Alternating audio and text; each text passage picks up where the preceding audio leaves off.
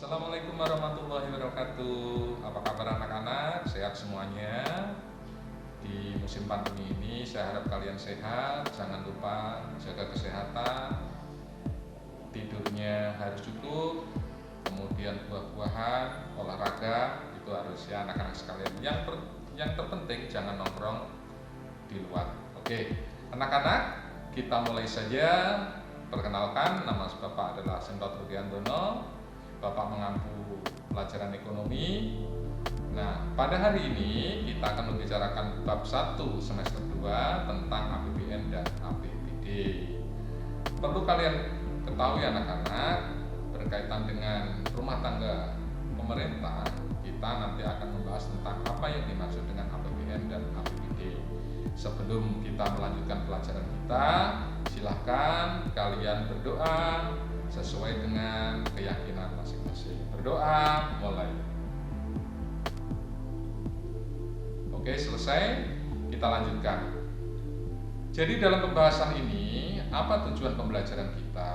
Setelah kegiatan belajar mengajar selesai, diharapkan kalian dapat menjelaskan pengertian anggaran pendapatan belanja negara, menjelaskan pengertian anggaran pendapatan belanja daerah, mengidentifikasi sumber penerimaan pemerintah pusat maupun pemerintah daerah, menjelaskan tentang kebijakan fiskal, menyebutkan jenis-jenis pengeluaran pemerintah daerah dan pemerintah pusat.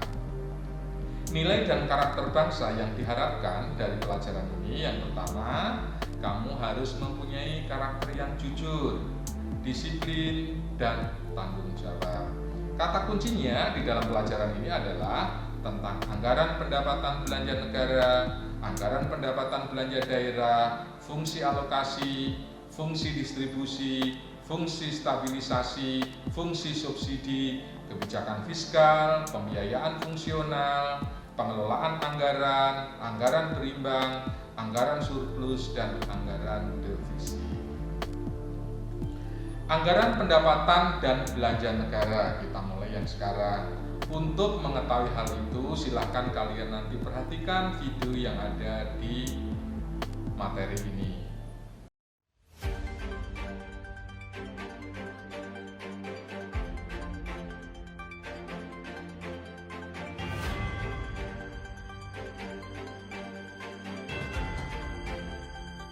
Pemerintah memiliki perhatian yang sama besarnya dan penting di dalam cara kita untuk mengelola suasana dan situasi yang sangat-sangat tidak biasa.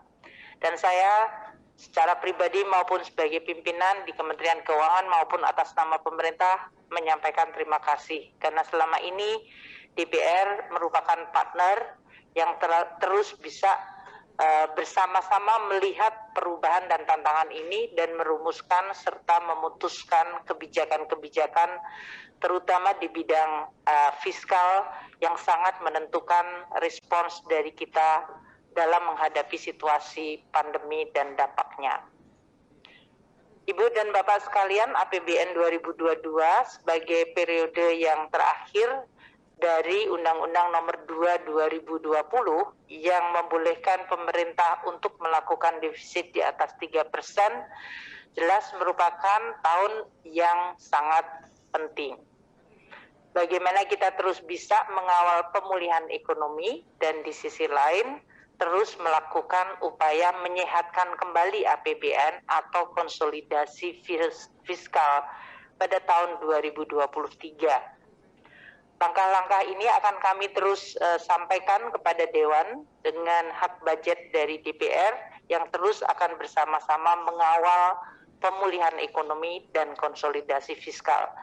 Dua tugas yang luar biasa sangat menantang dalam kondisi lingkungan global yang tidak pernah statis. Kita lanjutkan untuk yang pengertian APBN. Sebetulnya apa sih APBN itu? Kalau kalian melihat video yang tadi, insya Allah kalian akan memahami bagaimana Ibu Menteri Keuangan kita menyampaikan rancangan undang-undang belanja kepada anggota Dewan yang terhormat di Senayan sana. Jadi pengertian daripada APBN adalah rencana keuangan tahunan pemerintah negara yang disetujui oleh Dewan Perwakilan Rakyat, yaitu sesuai dengan Undang-Undang Nomor 17 Tahun 2003 tentang Keuangan Negara Pasal 1. Nah, Pasal 4, tahun anggaran dimulai dari tanggal 1 Januari sampai dengan 31 Desember. Itu jadi tahun anggarannya ya anak-anak sekalian. Kalau kalian nanti belajar akuntansi, nah di dalam pembukuan juga begitu, yaitu masa untuk pembukuan itu 1 Januari sampai 31 Desember, baru ada penutupan buku jurnal atau jurnal penutup. Kita lanjutkan. Berdasarkan Undang-Undang RI Nomor 23 Tahun 2013 tentang APBN, tahun anggaran 2014, APBN adalah Rencana Keuangan Tahunan Pemerintah Negara yang disetujui oleh Dewan Perwakilan Rakyat atau DPR untuk suatu daftar yang memuat rincian pendapatan dan pengeluaran negara untuk waktu tertentu, biasanya 1 tahun. Nah, sekarang landasan hukum APBN itu apa? Sesuai dengan Undang-Undang tahun 1945 pasal 23. Jadi landasan yang pertama adalah Undang-Undang Nomor 1 tahun 2004. Tentang apa? Tentang pembendaraan keuangan negara. Kemudian Undang-Undang Nomor 17 tahun 2003 tentang keuangan negara. Kemudian UU Nomor 15 tahun 2004 tentang pemeriksaan pengelolaan dan pertanggungjawaban keuangan negara. Nah, sebetulnya fungsi APBN untuk apa sih? Kalau kita tahu bahwa fungsi APBN itu ada beberapa. Yang pertama ada fungsi alokasi, yaitu pendapatan berasal dari pajak dialokasikan ke berbagai sektor pembangunan. Kemudian fungsi distribusi, yaitu distribusi pendapatan dari pajak untuk transfer payment, misalnya subsidi dan dana pensiun. Kemudian fungsi stabilisasi, yaitu sebagai pedoman agar pendapatan dan pengeluaran negara itu teratur. Nah, tujuan daripada penyusunan APBN adalah sebagai pedoman pendapatan dan pembelanjaan negara dalam melaksanakan tugas kenegaraan untuk meningkatkan produksi, kesempatan kerja dalam rangka meningkatkan pertumbuhan ekonomi dan kemakmuran masyarakat. Sumber-sumber penerimaan negara nanti sama Bapak akan ditunjukkan, yaitu video sumber-sumber penerimaan negara. Jadi ini saya Bapak sebutkan saja, ada dari penerimaan pajak, ada penerimaan bukan pajak, ada penerimaan hibah, ya. Sedangkan jenis-jenis pengeluaran negara, yaitu belanja negara, itu adalah kewajiban pemerintah pusat yang diakui sebagai pengurang nilai kekayaan bersih yang terdiri atas belanja pemerintah pusat dan transfer ke daerah. Itu nanti kalian lihat di videonya bentuk pendapatan APBN, ada orang bayar pajak, kemudian ada kegiatan ekspor impor, ada kegiatan ekspor, kemudian ada perusahaan yang berkaitan dengan penerimaan negara, migas dan lain sebagainya. Sedangkan pengeluaran pendapatan APBN itu pengeluarannya terdiri apa? Itu nanti kalian lihat di situ. Ada pembangunan jalan tol, pembangunan jembatan, pembangunan negara, ibu kota negara yang akan kita didirikan oleh pemerintah di Kalimantan, itu nanti akan bisa kalian lihat dalam video tersebut. Jadi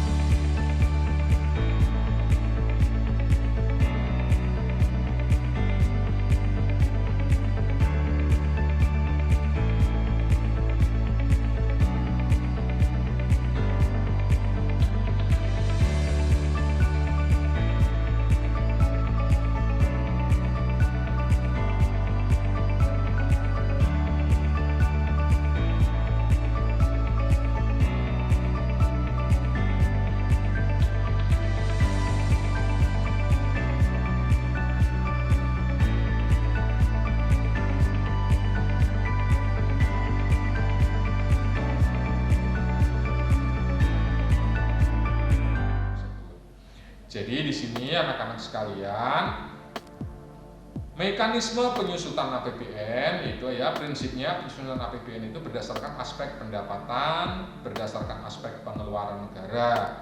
Azas penyusunan APBN itu yang pertama kemandirian, penghematan atau peningkatan efisiensi dan produktivitas, kemudian penajaman prioritas pembangunan.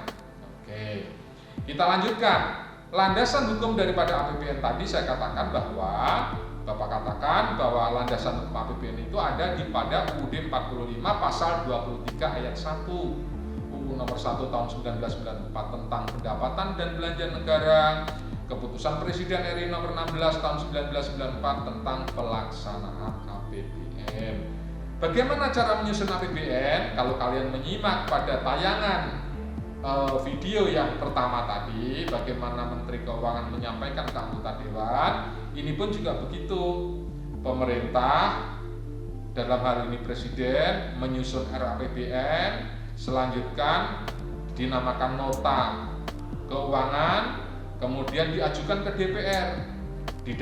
Nanti di dalam DPR itu nanti akan dirapatkan. Bagaimana? Apakah ditolak atau disetujui? Kalau ditolak berarti menggunakan APBN tahun lalu, kalau disetujui APBN nanti dijadikan sebagai undang-undang. Kemudian setelah disetujui oleh anggota Dewan sebagai undang-undang, kemudian dikembalikan kepada pemerintah, dalam hal ini Presiden, untuk dilaksanakan dalam waktu 1 tahun berikutnya. Ingat, pelaksanaan APBN itu tadi dari 1 Januari sampai tanggal 31 Desember. Bagaimana pengaruh APBN terhadap perekonomian? Dengan APBN dapat diketahui arah tujuan serta prioritas pembangunan yang akan dan sedang dilaksanakan oleh pemerintah dalam periode 1 tahun APBN. Saya kira demikian ya anak-anak untuk pembahasan kali ini yang berkaitan dengan APBN. Untuk APBD akan kita lanjutkan pada pembelajaran yang akan datang. Jangan lupa kalian pelajari lagi, kemudian kalian bisa browsing ke internet lagi untuk pendalaman daripada materi yang Bapak sudah sampaikan, sehingga pada saat nanti Bapak memberikan soal tugas kepada kalian, kalian bisa mengerjakannya dengan baik. Oke, terima kasih atas perhatian kalian. Mohon maaf ada bila kesalahan. Jangan lupa jaga kesehatan, protokol kesehatan sudah pasti. Semoga kalian selalu dilindungi oleh Allah Subhanahu wa taala. Assalamualaikum warahmatullahi wabarakatuh.